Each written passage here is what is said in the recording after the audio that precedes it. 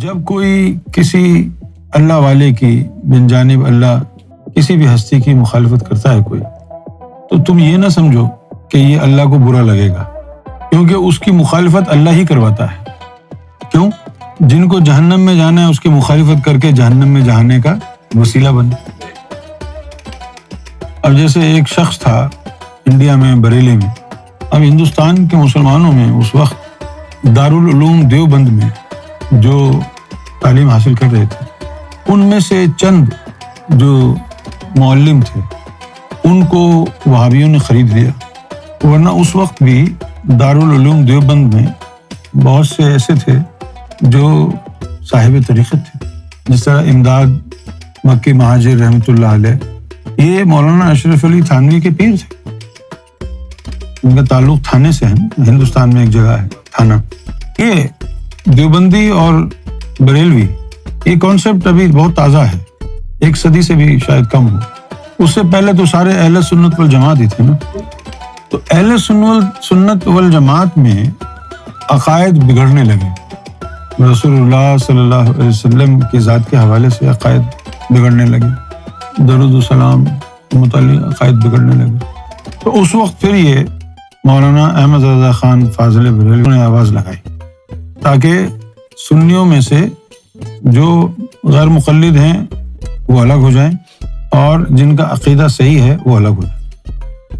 لیکن انہوں نے یہ آواز بلند کی تھی، نیا فرقہ نہیں بنایا تھا۔ انہوں نے کبھی نہیں کہا تھا کہ بھئی یہ میں نیا فرقہ بنا رہا ہوں۔ وہ لوگوں نے آہستہ آہستہ، ان کا تعلق بریلی شریف سے تھا۔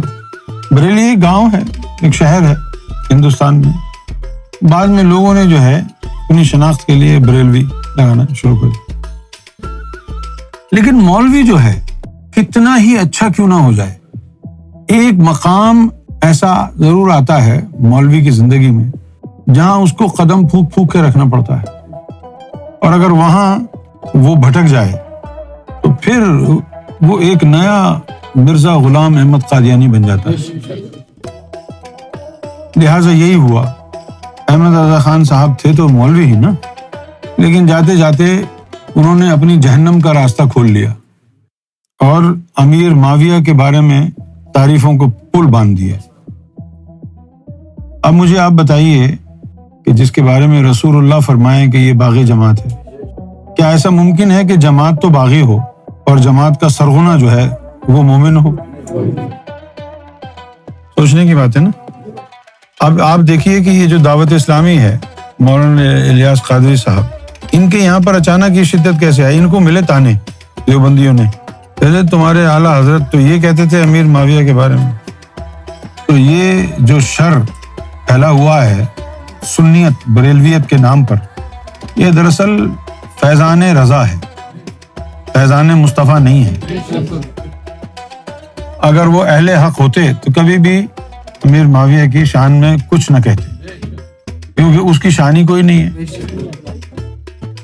بھئی جو مولا علی سے جنگ کرے، مولا علی کو گالیاں دے، وہ مومن ہو سکتا ہے؟ کبھی نہیں ہو سکتا نا۔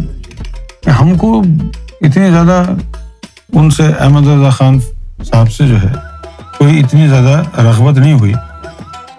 اس کی کئی وجوہات ہیں، ایک اس کی مین وجہ تو یہ ہے، اچھا آپ کو یقین نہیں آئے گا، مجھے بھی یقین نہیں آیا تھا، سب سے پہلے میرے دل میں ان کے لیے کڑواہٹ کب پیدا ہوئی؟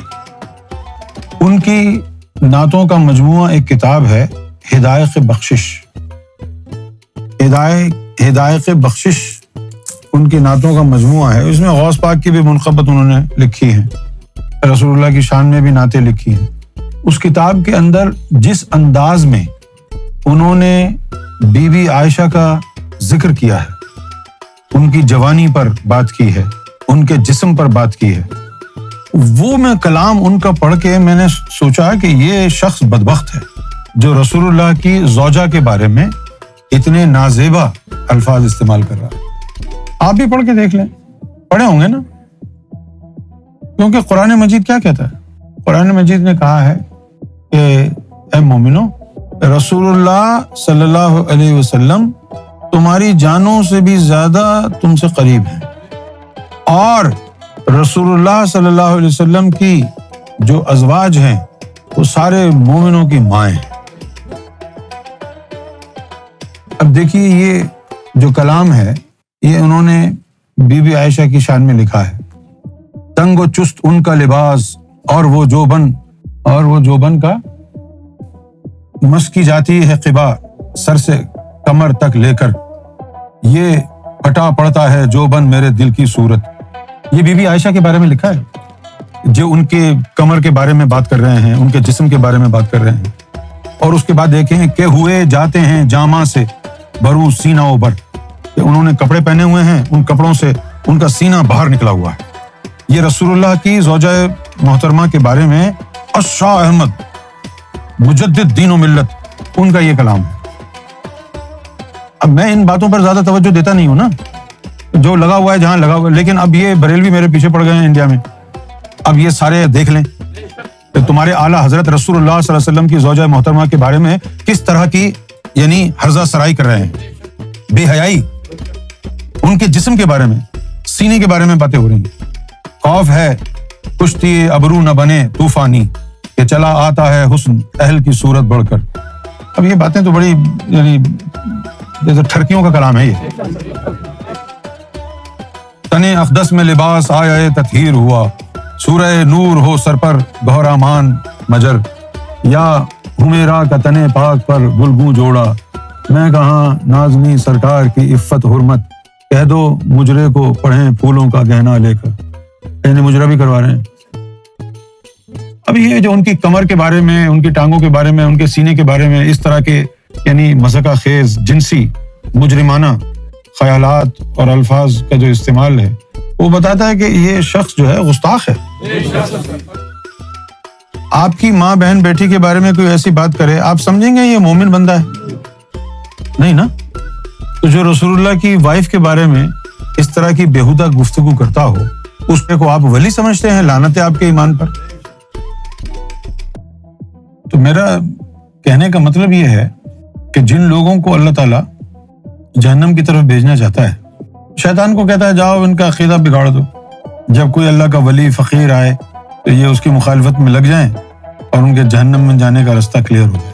اس لیے آپ دیکھ لیں ان کا لگایا ہوا پودا دعوت اسلامی، دعوت حرامی بن گیا.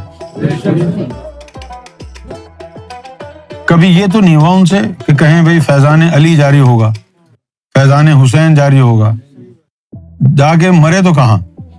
فیضان معاویہ، 400 مسجد معاویہ کے نام سے. تم نے مولا علی کے نام سے ایک بھی مسجد بنوائی ہے؟ تو معاویہ کے نام سے 400 مسجد ہے، اس کا مطلب ہے تم بھی اس کی ناجائز اولاد ہو.